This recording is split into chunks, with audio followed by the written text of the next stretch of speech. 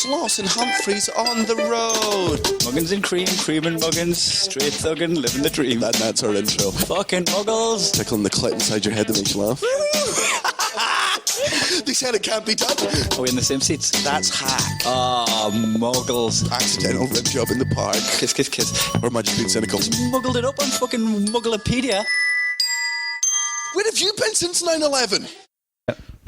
Everybody from the 313, put your motherfucking hands up and follow me.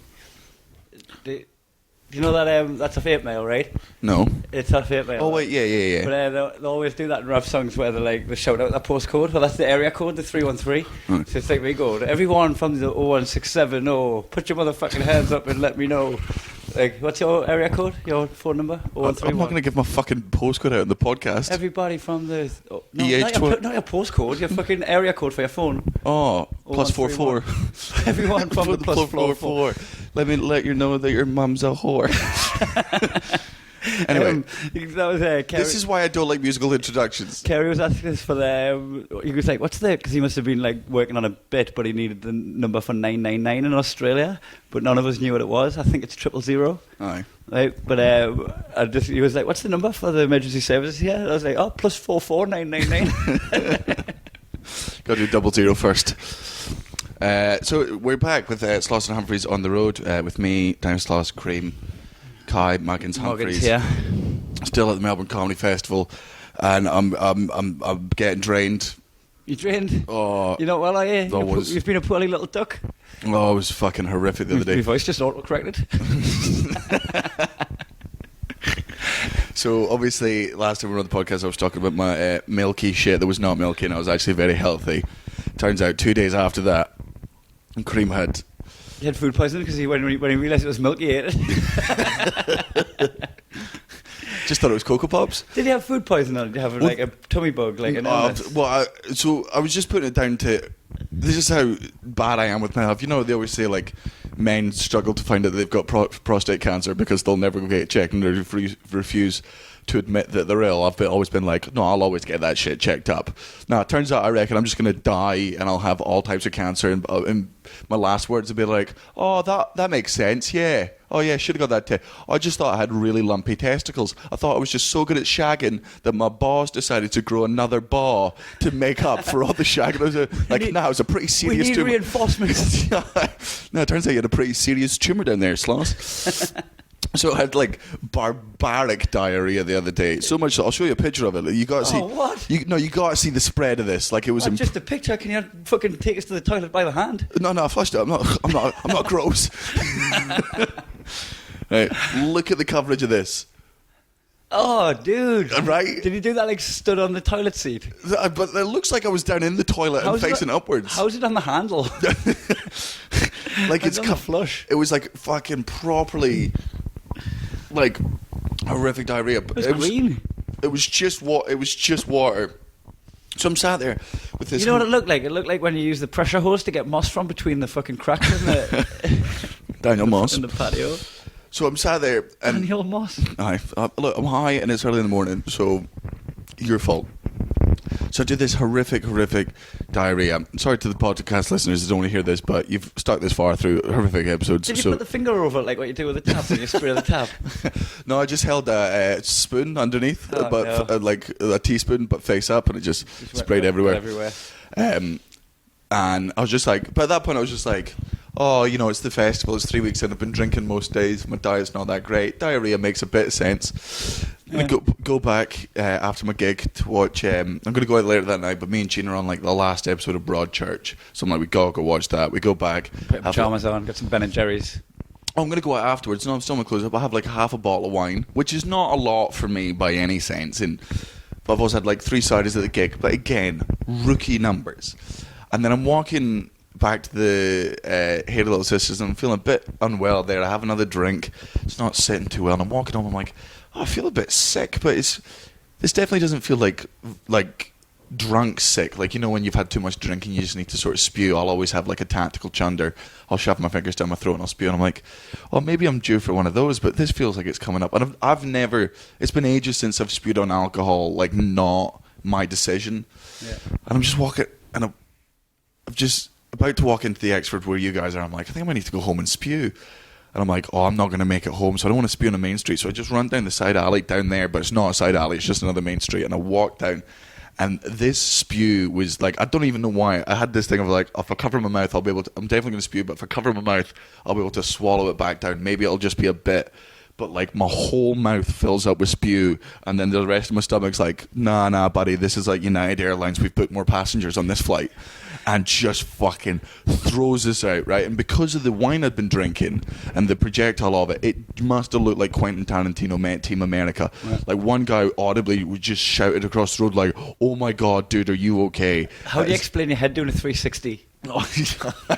Looking behind me, like someone came up and threw holy water on me, or they were just coming on me. I don't know. I was too busy spewing, and I spew everywhere, and it's an impressive amount. Like it's 7 amounts worth of sick come out, and I'm like, oh well, I feel a little bit, and then the second one comes out, and I'm like, that's not alcohol spewing, but you know what?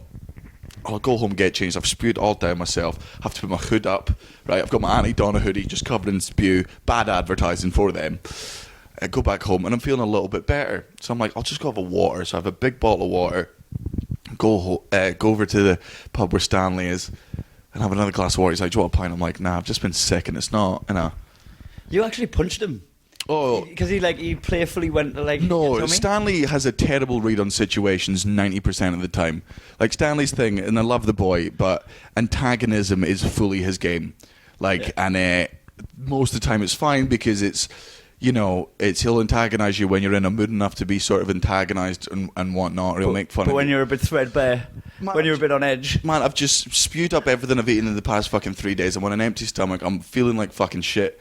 And I said, I'm not feeling well. And his thing, unforgivable dick move, just punches me in the fucking stomach. I've just said I feel sick. Shortly after you just done that spew you're talking about. And he knows the full story. Like, he's done it to get a fucking reaction. And this is my thing about people who goes, when I've seen people go, oh, he's just trying to get a rise at you, or that person's just trying to get a rise at you.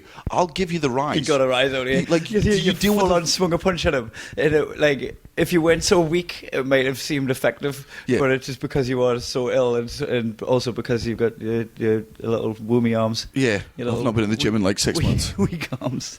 But like, I just fucking lost my shit and punched. It was a full-on fucking dick move on his part. So I ran around, punched him as hard as I could in the shoulder, and at that point he was like, oh, this is fucking serious. I'm like, oh, it really can't, is it? And he was obviously, once he realised how bad it was fully apologetic after that. And then he was the one that 10 minutes later was like, buddy, I've never seen you like this. You need to go home. So I go home and I'm like, maybe it is just the amount of alcohol I've been drinking. And again, at this point, just denying the fact that it could be food poisoning. And it's not until I get home that I just spew up all the water I've just drank. I drink an electrolyte, spew all that up immediately, to the point where every time I drink something, 5 minutes later, it's just going to come, there's nothing left in my body. And I realise it's food poisoning. You know that bit where you're like, your stomach's making you retch? It's clearly trying to get something out your stomach, and it's not fucking there. And just kept spewing up. Do you know what it was? Milk. No. The whole time you were fine. I bumped into Gina on a night out. I think it was on Saturday or Sunday, and she was leaving to check if you were okay because she knew you were on a bad way. And then it was like, at that moment I was like, oh, you care about Daniel way more than I do. Like, I knew you were ill, but there was nothing in my being that was like, you should probably check he's all right. Like, no, I had no inkling to just make sure you were okay. No, that's what Jane's very good for. Like, her first thing was when she found out how... Because, like, the word had spread. Like, you'd obviously told people I was feeling well. Stanley had obviously told people. And then word had gone back to Jane. And the whole time I'd been texting Jane, been like, no, I'm fine. No, don't worry about it. Like, she'd been working hard, had a rare night off. And I was like, no, just go have fun with your friends. But to be fair, she came home drunk and was not as comforting as she thought she was. She said that you were on the bathroom floor shivering. Oh, yeah, it was like full-on body convulsion. That just sounds like Daniel. That's why he does anything full health. That's how he does the podcast most of the time. It's just because you can't see it on the podcast. We always do it in the bathroom. He's just curled around the thing. Fucking a nightmare. I normally don't even wait for it to leave so I can have a shower. Just have a shower while you're there shivering. Oh, but it was like... But, I mean, how lucky am I that it happened on the Sunday night when Monday was my day off? Yeah. Like, it was real fucking lucky. Oh, man, the wheels come off the bus for me this weekend. Like, obviously, you haven't seen us because you've been, like, shivering like a little bit. But, I'm shivering like one of those dogs that was only just for Christmas.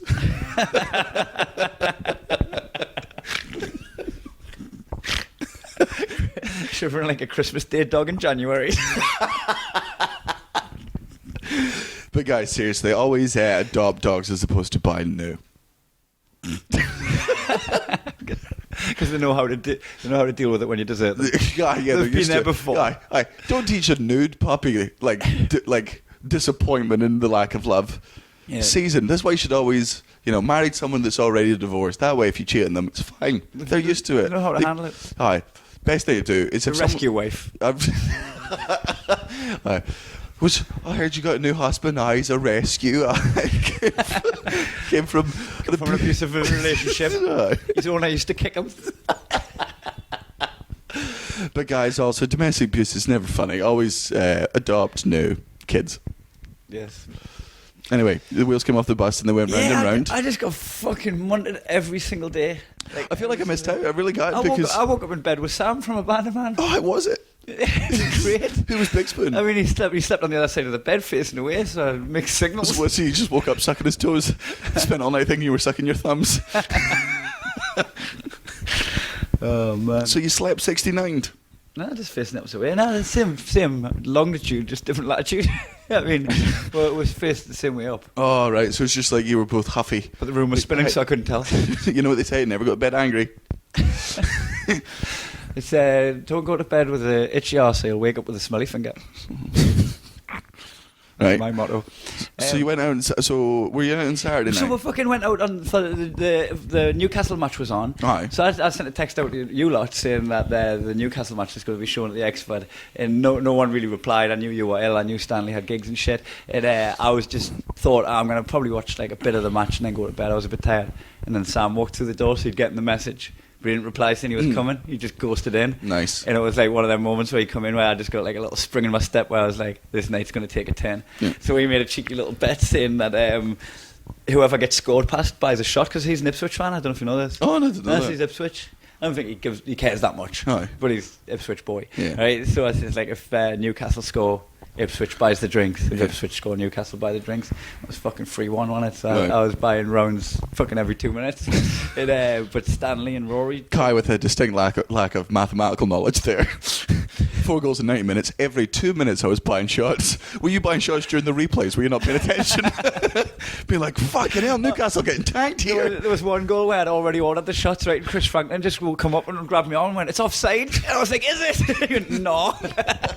I was like, what a cunt. But Stanley jumped on the fucking rounds as well, even though he wasn't. That's rare for him. But man, he is jumped like. He is the biggest freeloading piece of shit in this entire festival, and I'm not even about throwing him under the bus here. So if you listen to the podcast that I've done in Adelaide, I've done it with Andrew Stanley. Kissy Tulips, you might know him as fucking Kissy Long Pockets. Fucking. So I didn't realise this when I was in Adelaide and Perth because I wasn't drinking. But now that I've been drinking, you can't be at the bar with him fucking popping up like a genie out of a lamp. He was going, I'll buy us a drink. He's like the Microsoft paperclip for drinks. Fucking really. Are you trying to buy a round? Did you forget to buy me one? No. I've never known anything like it, right? In every if you go to any bar and you order if you order the same round 3 times or even just once, Stanley will turn up. Yeah. Doesn't even have to be a mirror there. I was fucking. So they ended up jumping on me fucking Jaeger bombs somehow. I don't know how they did it. But fucking every time I went back to the bar, he was like, "It's $42." I'm like, "You sound like a fucking Brocken record, mate. Just pipe down, you cunt." The bombing. Stanley the other day because he was at Hi-Fi and I think he spent something like $350. So the other night he was like, "Oh man, I spent so much money last night." I'm like, "Don't give that shit to me as if I had any of those fucking drinks." Do you know what he done one time? So fucking he come up and was like, "Oh, buy us a shot." So I go to buy him a shot just because I'm instinctively like I'll buy a drink at the bar. I'll always buy drinks for friends. I'll not put up resistance at the bar. I'll get a drink in, and then he bought the barmaid a shot on my dollar. Did I mention this last time I was on the podcast? Because it was a couple of weeks ago when he done this. He was like, "I'll get yourself one as well." And I was like, "Fucking flirt on your own money, you cunt. Flirt on my dollar." Freeloading piece of shit.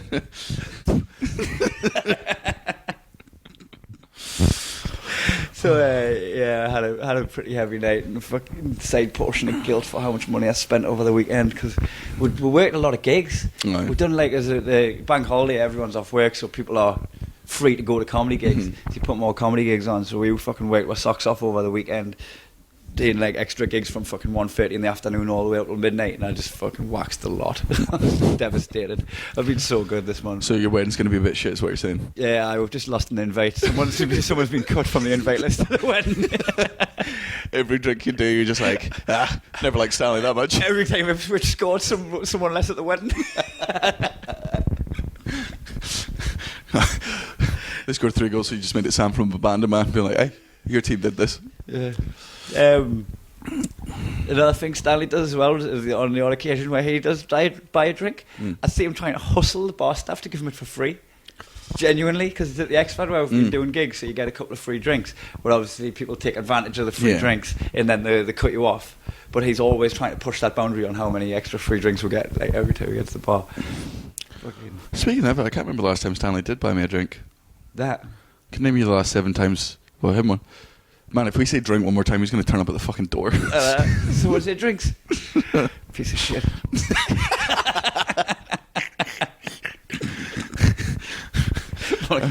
I mean, to be fair, he is going to listen to this podcast and be very upset, but to be fair, the only reason he does listen to this podcast is because it's free. That's why he likes kisses so much. He's only got to pay for it in the aftermath when he gets slapped. Kiss costs nothing.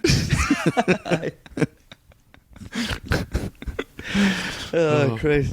So I'm we're in my gaff right now. We're in Chinatown. Right. One thing I've noticed, right? I don't know. If you say it a lot of Chinese. I don't know if this is a Muggle corner or not. Yeah. I haven't got it written down as my Muggle corner. What's the deal with the face masks? What? The pollution masks. Oh, yeah. Fucking Muggles. No. See, I've got 2 sides to this. It's obviously talk about like whenever, because it happens in Edinburgh as well, where you like Japanese tourists or Chinese tourists come over and they're wearing the face mask. Now, obviously, that is because there is a hella smog in China, right? My mum obviously works for the environmental agency. She does a lot of lectures in China, and she's like, when you're there, like this smog is unreal. It's like a foggy city constantly, right? Like Middlesbrough. No, 1,000 times worse. Like it's just like it's like Snoop Dogg times 1,000 in an elevator, like level of fucking smog. Like she's like, China is, even if Britain and Europe were to really cut down on their emissions, China's fucking us up royally, right? So they always wear those things. So it's probably they're just bringing it over. But to be fair, and again, here's ignorance. I was just like, surely this is much cleaner air. But maybe it's because I reckon it's, anything. I mean, it's still a city centre, isn't it? But then also, I've got 2 things. I'm like, either they're over paranoid or we're under paranoid. Or what do they know that they're not telling us? Like, it's one of the two, and I don't know which one I'm happier with. Like, I don't know. I just saw a guy the other day fucking took his face mask off and lit a cigarette. I was like, what the fuck? So, I don't know, like, because if they're right, that means I should be wearing one too. Yeah. But I don't have any inclination to do it. Right. But when have you ever given a fuck about your health? Fucking every day. Went for a jog this morning by the river.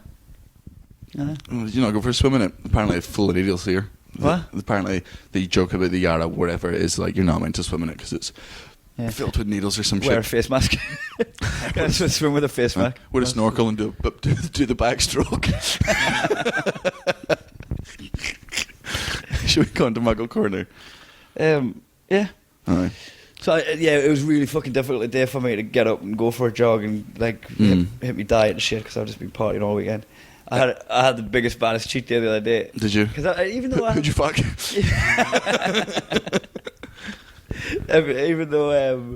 even though I've been like partying quite hard, I've still been keeping to my diet pretty good.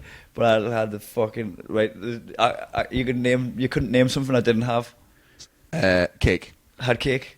That's fucking obvious. Dumplings. I had dumplings. Pizza. I had pizza. Burger. I had burger. Ice cream. Didn't have ice cream. Oh. I had a meringue and some macaroons though. I had some pie face. Oh, I love pie face. I had Hungry Jack's. I had a McDonald's breakfast in one for day. supper. Man, this is in one day, right? McDonald's breakfast for supper. I was like fucking bacon and egg muffin, extra hash brown, fucking pancakes. I had some pancakes made. I almost ate about 6,000 calories in one day. I was a fucking pig. Had a croissant with ham and cheese in it. Right? Had big mega nut lattes with extra sugar. Oh, try and name some more shit I didn't have. Brownie. Didn't have a brownie. A calzone. She's back in London. Miss you, babe.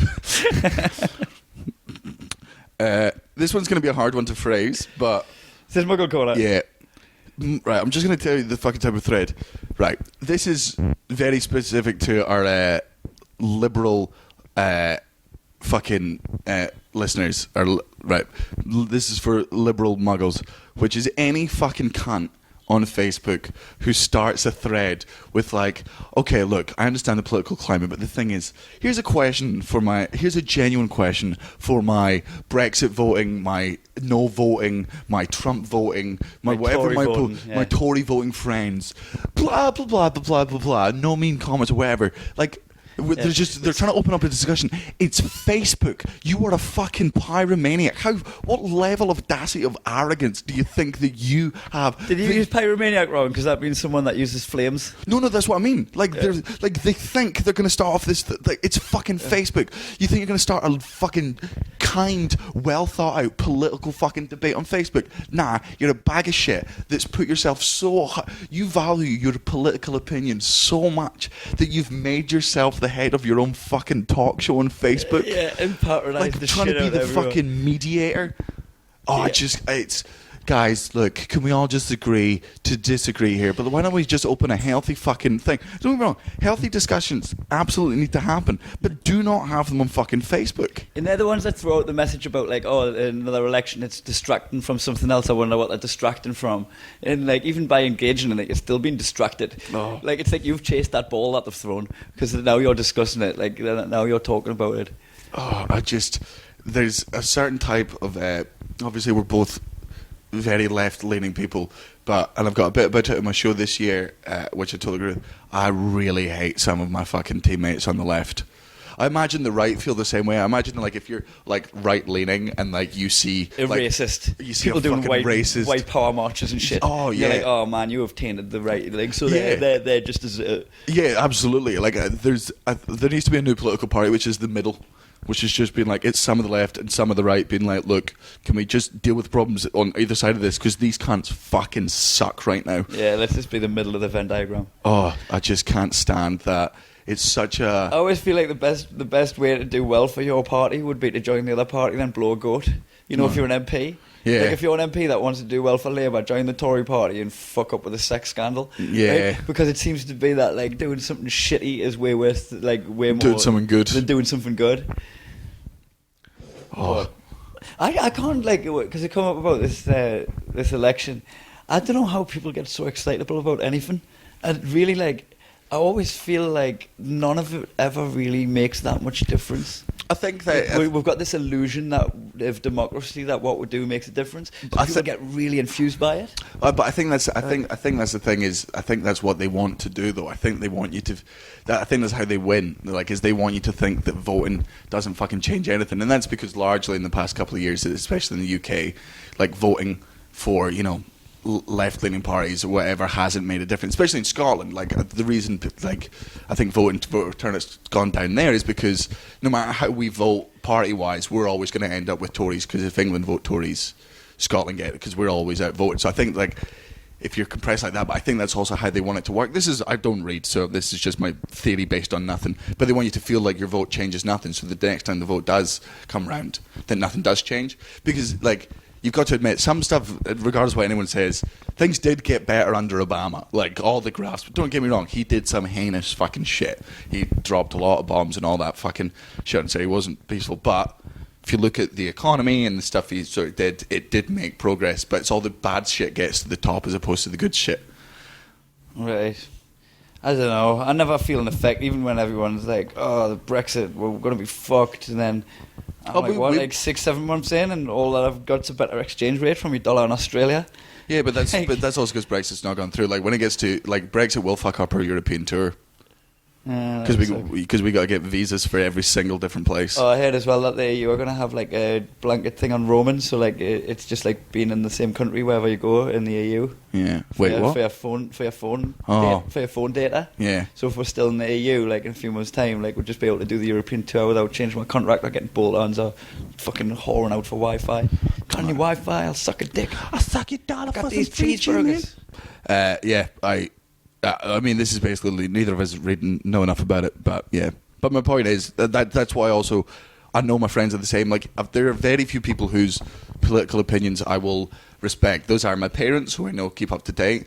Marcus Brigstock, just because I know that he's really into stuff. Andrew Maxwell. I call him if ever I've got a news-related show to do. Yeah. Like Jeff Norcutt, he's right-leaning, but I respect Jeff's opinion because he fucking really studies this. Done his research. He really does. Well, that people read it, so you don't have to. And also Dave Longley. He's very up to date. But that's it. Funny. He's one of the... To anyone else maybe Paul Senna, but to any other comedians listen to this, I don't give a fuck. Like, seriously, I don't respect any of your opinions on politics. I respect your opinions on comedy. I respect your opinions on food. I respect your opinions on alcohol. I couldn't give a fuck about any. Like, in the same way you'd be like, Sloss, none of us care about your opinions on politics. That's why I'm not fucking giving you it. Some comedians put their opinion on Facebook and their jokes on Facebook just to stay relevant. And I'm looking at it going, oh, you're so crap. like there's times, even honestly, right, there's times where I've had the urge to have like a political say because it seems relevant. I'm like, oh, I've got a voice. I should be saying something right now. And then I'm just like, this ain't your field. Comment on the UFC or something. Aye. Don't put a comment on this. Yeah, everybody like answers that compulsion and just bores the shit out of you. But to take this outside of comedians, I think it also applies to a lot of people as well, where you just have one friend that just thinks they are the expert on fucking politics and tries to start this fucking discussion. Don't get me wrong, it's fine hearing other people's opinions, opening up a discussion, but Facebook is not the place for it. Yeah. If I see the word Brexit or snap election in your status, but then you have to click read more, no one's ever clicked that in their life. Yeah. So that's straight in, yeah? Yeah, I think so. Just, what's the... You didn't know how to word it, did you? What are they getting in the Muggle corner for? What's the qualifier? If you start a political debate on Facebook under the guise of you're trying to make it neutral and open a discussion. Well, is that your plan for your day, to stay on your phone all day dealing with that and having conversations on that forum? Fucking Muggle cunts. Way a day, you Muggle. Change of pace, yeah, but fucking the shop Lush. Oh, aye. That's fucking... does anyone go in there except Muggles? I do. So yes. When it's a Muggle's birthday coming up. It's like, oh, what do I get this Muggle? Some fucking... Just smelly fucking soap. I do, don't get me, like... I think sweets for the bath. Sweets for... Pick and mix for your nice little dicks. Oh, fucking powders and soaps and just... Like, soap for me, it's just like... It's just a necessary thing. It's not a joy. You know, soap isn't entertainment. See, people think like your hygiene's just have that like coffee. Obligation. Do you reckon coffee soap works? I don't know enough about the human body, but people are like, it's got coffee in it to wake you up, and I'm like, I don't know if I want my fucking nipples to be awake. I don't think you can wake up like that. I feel like a lot of that sort of stuff is you're preaching a lot of science that you know I'm not going to research to call your bullshit on. Like, this one's got amino acids in it which react with the fucking alkalines in your body to make your... I'm like, you've already said a bunch of words that you know I can't be arse fucking Googling, so you win this fucking round. I hate that when you've got anything that's like, the smells titled like Moonflower and Ylang Ylang, and you're like, the fuck's that shit? 100% not buying it, because fuck your Moonflower and fuck your Ylang Ylang. Give me some neutral smelling shit. You mean, how do you say? Ylang Ylang? It's definitely not Ylang. That's the most Geordie way of saying that. Ylang Ylang. Doesn't exist. Lang. Yeah. I've bought stuff from there, but also, yeah, like if I've been late for Mother's Day and I'm just being a shit son at the time, then I'll buy my mum that. But did buy my mum a lovely present yesterday. Did you got a tattoo? You got a tattoo, your mum? No, my mum hates my tattoos, really does, because she's like, you're my baby boy, I made you, like, you're perfect in my eyes, blah blah blah, fucking flirt, right? So I was trying to think of a tattoo that I could get that would put her in a moral dilemma of her having to like it. So when I was born, the year I was born, my mum had a children's book published called Anthony and the Aardvark, which the storyline was grandparents are looking after their grandkid and they go to the zoo and they lose their glasses and then the baby crawls out into the aardvark cage and then the baby aardvark crawls out into the pram And then the grandparents accidentally take the aardvark home. Raise the aardvark. Raise the aardvark for a bit. Didn't have the glasses on. Because they didn't have the Should have glasses. got the Specsavers. Should have gone to Specsavers. Well, I mean, look, if Specsavers had sponsored this book, would have gone a bit further. But the reason it also came up is, obviously Ava, my goddaughter. Yeah. So Milo McCabe, the dad of my goddaughter, sent me a message the other day being like, look at this, isn't this funny? And it was a copy of the Anthony and the Aardvark. And I was like, the fuck did you get that from? He was like, my mum was at a car boot sale and she saw this. No way. She saw this randomly. Is that how your mum spells her name? I'm like, Milo, that's literally my mum's fucking book. And he was like, no way, I've been reading this to Ava for the past 3 nights. And I'm like, so entirely fucking randomly. So he bought it because Leslie Sloss was the author, but didn't realise that it was my the mum. Leslie Sloss. Yeah, because my mum works she's got this big high up job that's in the great. thing. Didn't realise that, when she was fucking pregnant and wasn't allowed to go to work, she was just a bit bored and wrote this fucking book. Yeah. Got it done yesterday, sent it through to my mum. So you got the picture of Anthony and the Aardvark. Oh, and she got very... I mean, to be fair, I have realised, like, the artist of the drawing... I'll put a picture up on Instagram. The aardvark does look like a fucking testicle. Yeah, I couldn't work out that it was an Aardvark at first. I was like, what is going on there? I mean, if I were to put an aardvark and an ear and the bottom half of my body in a lineup, would you be able to tell which was which?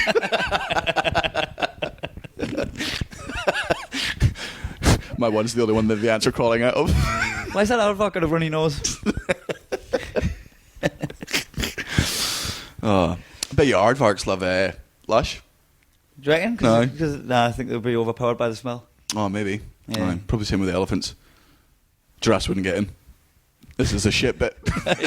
You're really killing it here. I don't feel the need to jump in. You just seem to have this lockdown on your own. I was doing a hate crime on that joke, and you're like, I don't want to be an accessory to this. Step away from the joke.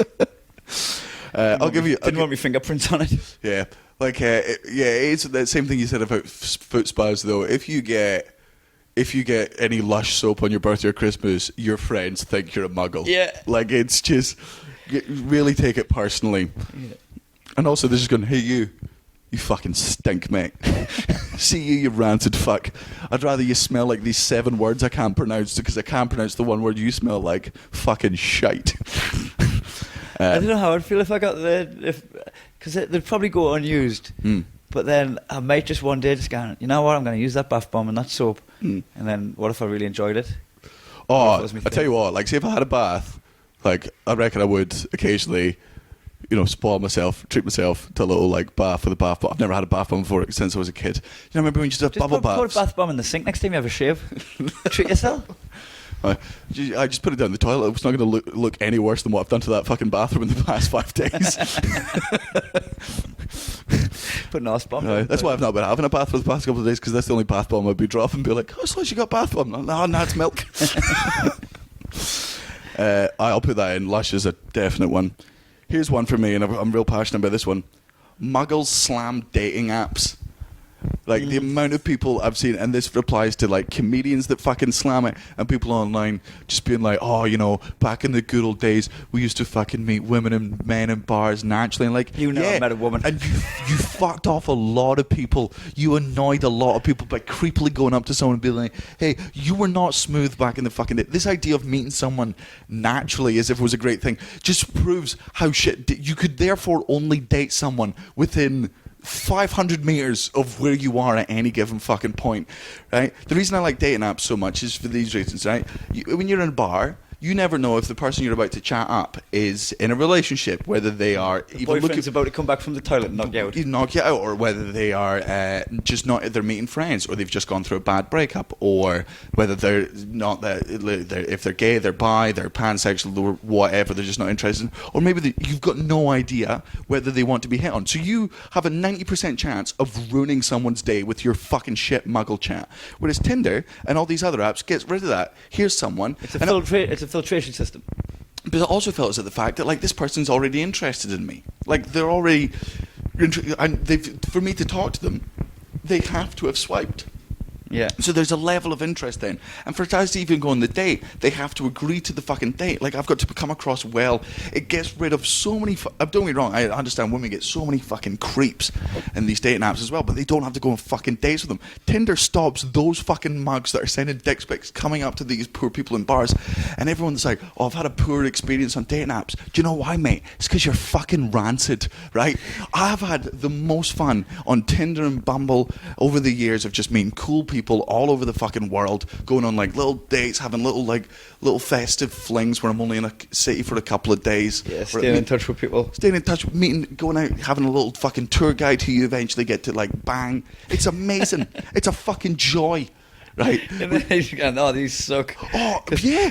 People are just going... Because people can see straight through me now.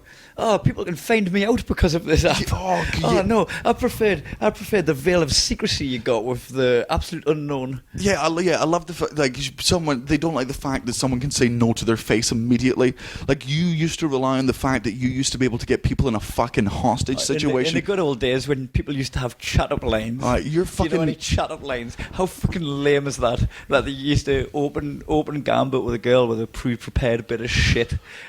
Like, the main root cause of success back in the day was fucking temporary Stockholm syndrome.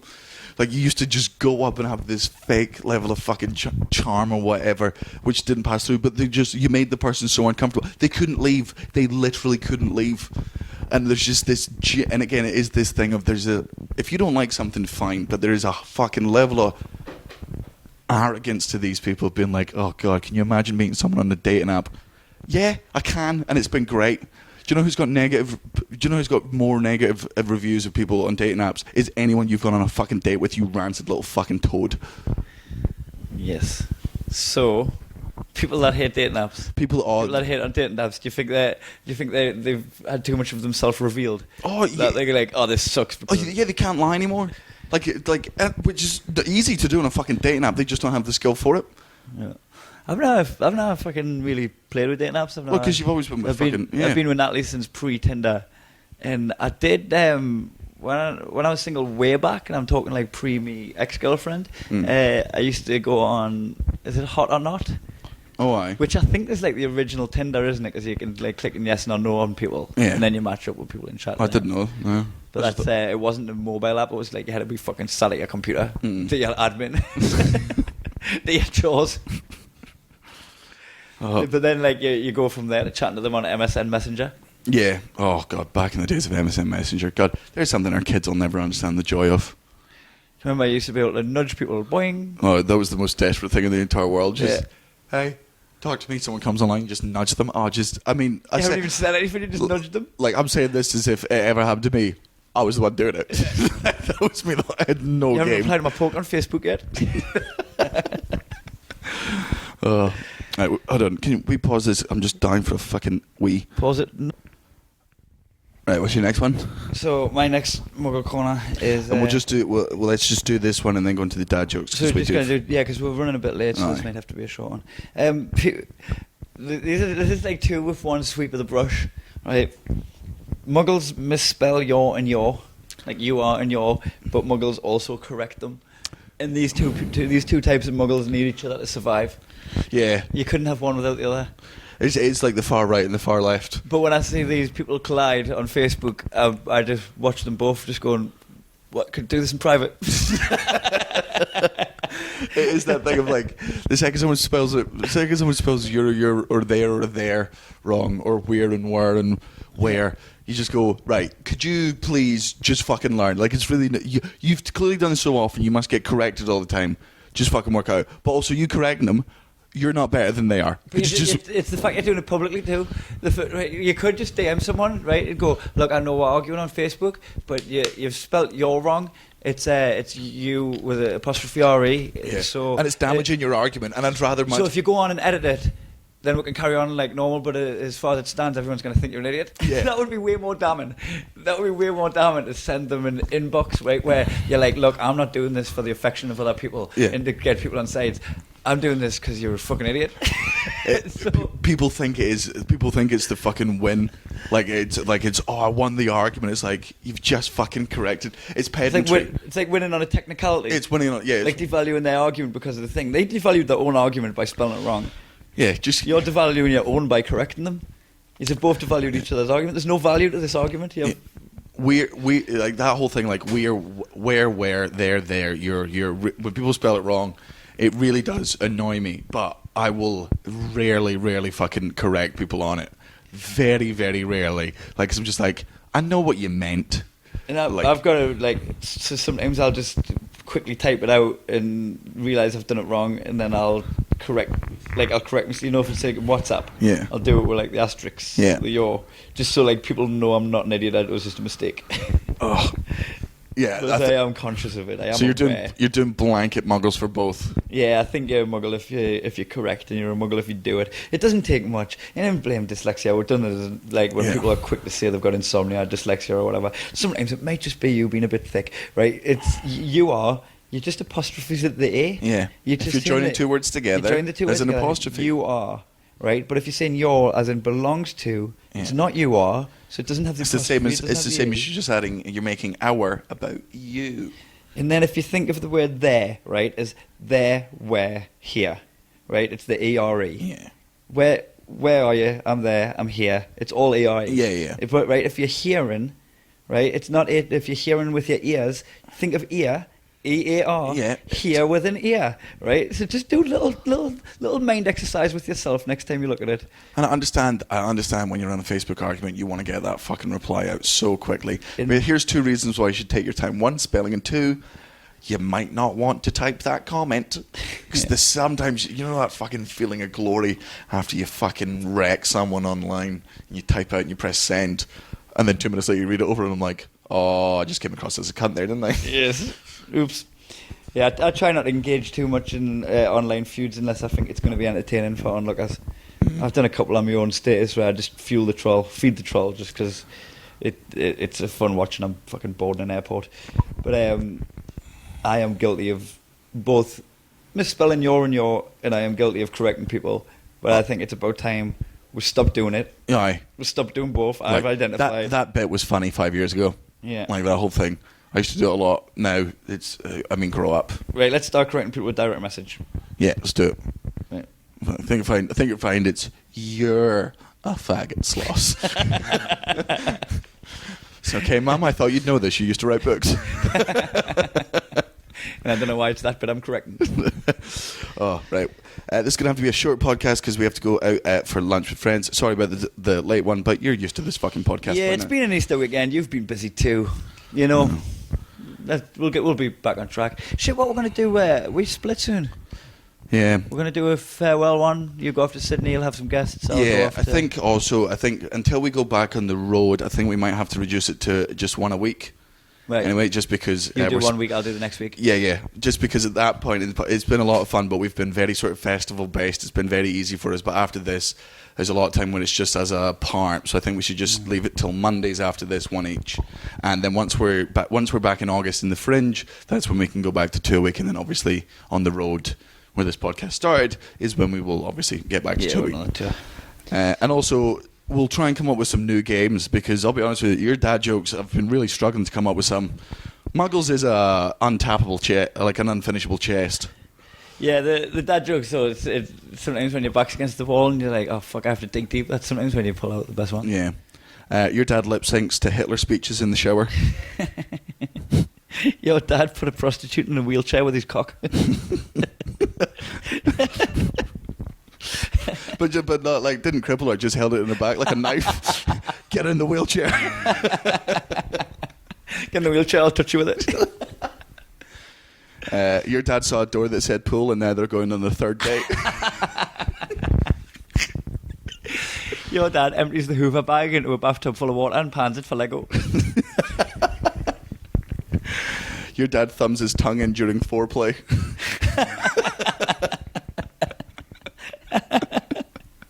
Your dad's left nipple is twice the size of his right nipple, but only half the size of his middle nipple. Fine, you know what? Your dad's got opposable nipples.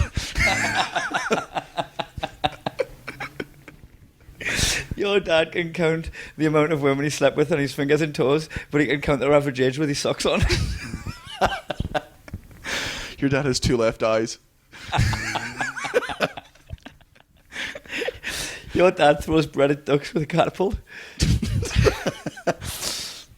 Your dad turns the fridge off at the wall before bed. Your dad believes in living in the moment, so he's attached a mirror to his selfie stick. Your dad believes in a thing called love.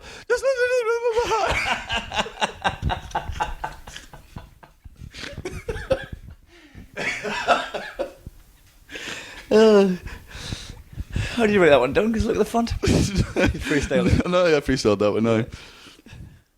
You got any more? Oh fuck, so I have. Your dad lost the back of his TV remote, so he keeps the batteries in with masking tape. Your dad lost his car in a game of fucked it. Your dad lost his car in a game of Beyblades. Your dad shouts at the referee when he's watching football on the telly. Your dad wears a Mexican hat to Nando's. I think I hadn't finished this one, but I just wrote at the bottom there. I'm looking at my notes. I've got your dad quit smoking. Take it back. Your dad uses Tic Tacs as a suppository. Your dad plays gay chicken with your brother. Your dad plays gay chicken with chickens. Just goes to the farm and just calls them He up. plays gay brother with a chicken. He just pretends to be his gay brother. Hiya. Cock-a-doodle. I should have done cock-a-doodle. Yoo-hoo. Something about cock anyway. Something. Anyway, thanks you for listening to the podcast. Sorry it was a short one this week.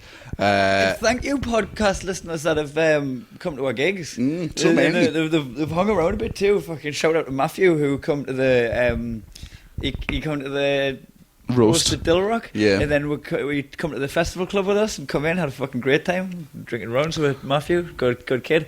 Come to my show the next day, and if you're listening, I apologise that I couldn't hang around for a drink after I had to dash to another gig, but fucking you're a legend, mate. And also to Webby, who gave us a spliff, the World Wide Web. Oh, World yeah. Wide Web. Yeah. Right? Yeah, give us a spliff to have and then want to take away, and then he come and joined me at my gig last night. Good cunt. Yeah. Proper good cunt. Also, thanks to all the podcast listeners who've come to my gigs and not brought me any weed, you fucking assholes. He did bring you weed, that was... Yeah, but not to my gig, to yours. Oh, well, you still had some of it, didn't you? Somebody's got a fucking favourite, and it's Muggins, clearly. Team Muggins. Shout out to all the Team Muggins out there. Apart from that, my show's on. I've only got one show that's not sold out, and that's in the Town Hall on Saturday in Melbourne, 7:30. Please come along to that one. I watched Auntie Donna in there, and they shouted you out. Yeah. Yeah. Fucking just done their gig at the big town hall, packed out. Shout out to Daniel Sloss at the end, so I've already showed all costs. That was a big tip for the festival. Yeah, I'm going to be on. I've got 5 more gigs, probably 4 after we've put this out at 7 o'clock at the Sub Club, and then I will get my website up to date with gigs in Sheffield and Leeds in the Middle East. If you're listening in Dubai or Doha, I'm coming your way in May. Sweet. And apart from that, Drunk Comedy, come back. right, and we'll talk to you next week. Ugh. Ugh.